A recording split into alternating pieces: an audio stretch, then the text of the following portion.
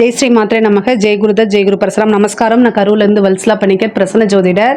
இன்னைக்கு நம்ம மாசி மாத ராசி பலன்கள் மகர ராசிக்கு எப்படி இருக்குன்னு பார்க்க போறோம். இந்த மாசி மாதம் எப்போ பிறக்குது? இந்த மாசி மாதம் எப்போ பிறக்குது அப்படின்னா 12/2/2025 புதன்கிழமை 9:56 இரவு 9:56 மக நட்சத்திரத்தில் பிறக்குது. இந்த மாதம் பிறக்கிறது உங்களுக்கு சந்திராஷ்டமத்தில் பிறக்குது. பட் ஆனால் கவலையெல்லாம் படாதீங்க, மாதம் பிறக்கிறதுல இது கிடையாது.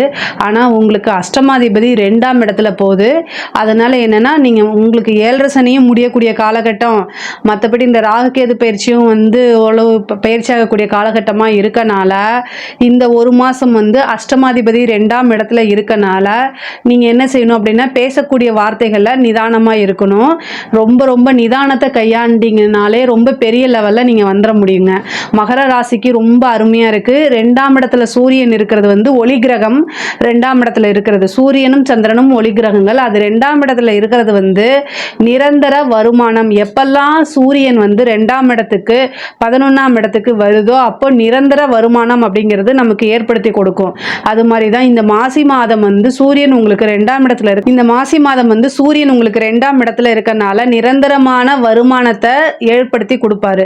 அதே மாதிரி உங்களுக்கு இவ்வளோ நாளாக குரு வக்ர காலகட்டங்கள் இருந்துச்சு. அப்போ என்னடா அது சனி நமக்கு முடியக்கூடிய காலகட்டம் இவ்வளோ கஷ்டப்படுத்துதே நீங்கள் நினச்சிட்டு இருப்பீங்க. சனி கிட்ட இல்லை, அங்கே குரு வக்ரமாக இருந்து உங்கள் ராசியை வக்ரகதியோட பார்த்துட்டு இருந்தார். அதுதான் இவ்வளோ பிரச்சனையும். இப்போ குரு வக்ரம் நிவர்த்தி ஆயிட்டாரு.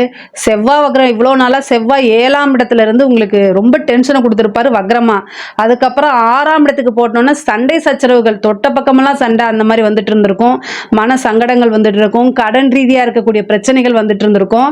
அது எல்லாமே இப்போ நிவர்த்தி ஆயிரும். ஏன்னா செவ்வாவும் வக்ர நிவர்த்தி ஆயிட்டாரு. எப்பெல்லாம் கோச்சாரத்தில் கிரகங்கள் வக்ரமாக இருக்கோ அப்போல்லாம் ரொம்ப கஷ்டத்தை கொடுத்துருவாங்க. பட் ஆனால் நம்ம தான் அதை கரெக்டாக ஹேண்டில் பண்ணிட்டோம்னா தப்பிச்சுக்கலாம், ஒன்றும் ப்ராப்ளம் கிடையாது. இந்த மாசி மாதம் உங்களுக்கு ரொம்ப ரொம்ப சூப்பரான மாதம்தான். ஏன்னா எல்லா கிரகமுமே வக்ர காலகட்டங்கள்லேருந்து வெளில வந்துருச்சு. அதனால் பிரச்சனை கிடையாது. இப்போ என்னென்னா உங்களுக்கு 6ஆம் இடத்துல செவ்வாய் இருக்காரு. அப்போ கடன் ரீதியாக இருக்கக்கூடிய பிரச்சனைகள் எல்லாமே சால்வ் ஆக ஆரம்பிச்சிரும். அதே மாதிரி குரு வக்ர நிவர்த்தி 5ஆம் இடத்துலேருந்து வக்ரம் நிவர்த்தி ஆயிட்டாரு. அப்போ குருவோடைய பலன் உங்களுக்கு ராசிக்கு இருக்கும் இல்லையா? அப்போ என்னென்னா குரு இவ்வளோ நாளாக வக்ரமாக இருந்தார். இப்போ என்ன ஆவார் அப்படின்னா, உங்களுக்கு இவ்வளோ நாளாக இருந்த ட்ரபிள்ஸ் எல்லாத்தையுமே சார்ட் அவுட் பண்ணி கொடுத்துருவாரு.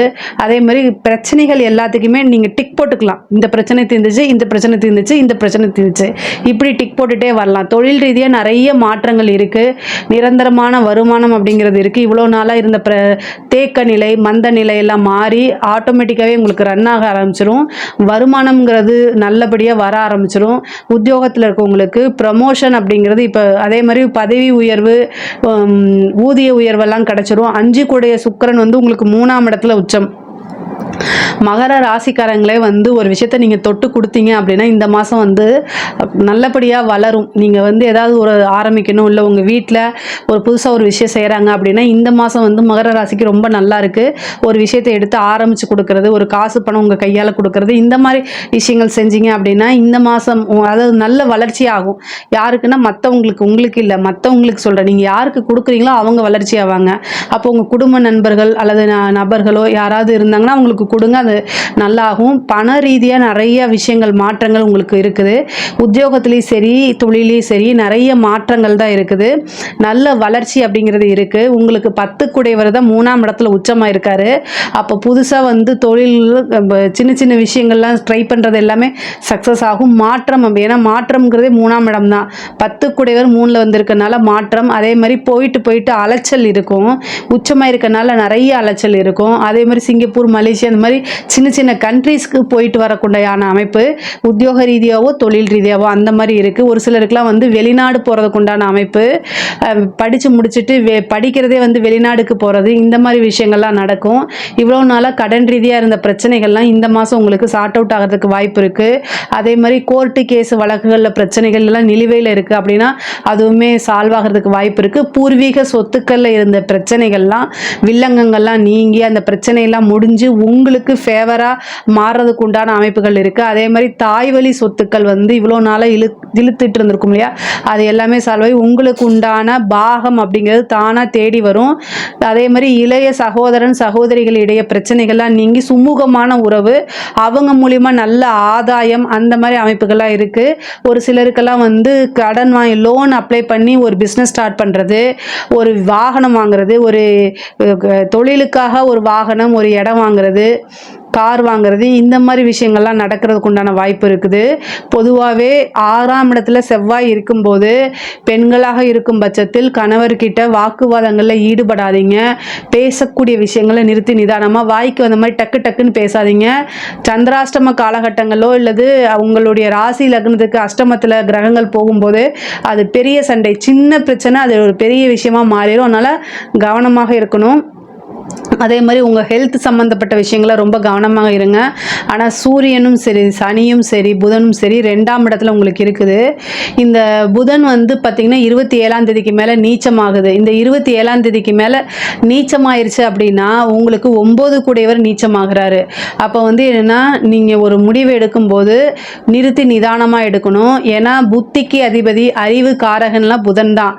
புதன் நீச்சமாகும் போது ஒரு முக்கியமான முடிவு எடுக்கிறத அவாய்ட் பண்ணுங்க. அப்படி இல்லை அப்படின்னா உங்களுடைய வெல்விஷர் கிட்ட கேட்டு பண்ணுங்க. இல்லை அப்படின்னா கண்டிப்பாக ஒரு பிரச்சனைகளை சந்திக்கிற மாதிரி வரும். 9 கூடையவர் வந்து உச்சம் பெற்ற சுக்கிரனோட சேர்றாரு அப்படின்னா என்னன்னா, ஒரு தெய்வ அனுகூலம் உங்களுக்கு உறுதுணையா இருக்குதுன்னு அர்த்தம், இருக்க போகுதுன்னு அர்த்தம். தெய்வ கோயிலுக்கு நீங்கள் இவ்வளோ நாளாக இந்த கோயிலுக்கு நம்ம போகணும்னு நினச்சிட்டே இருந்திருப்பீங்க இல்லையா, இந்த கோயிலுக்கு போய் சாமி கும்பிட்டா பரவாயில்லையே அப்படின்னு மனசில் நினச்சிட்டு இருப்பீங்களா, அந்த மாதிரி கோவிலுக்கெல்லாம் போகிறதுக்கு உண்டான அமைப்பு இருக்குது. தெய்வ அனுகூலத்தை தேடுங்க. புதன் வந்து நீச்சமாக இருக்கக்கூடிய காலகட்டத்தில் தெய்வ அனுகூலத்தை தேடினீங்க அப்படின்னா நல்ல பிராப்தம், சகலவிதமான சௌபாக்கியமும் உங்களுக்கு கிடைக்கும். உடல்நிலை பாதிப்புகள் வரதோ அல்லது மருத்துவ செலவோ உறுதியாக உண்டு.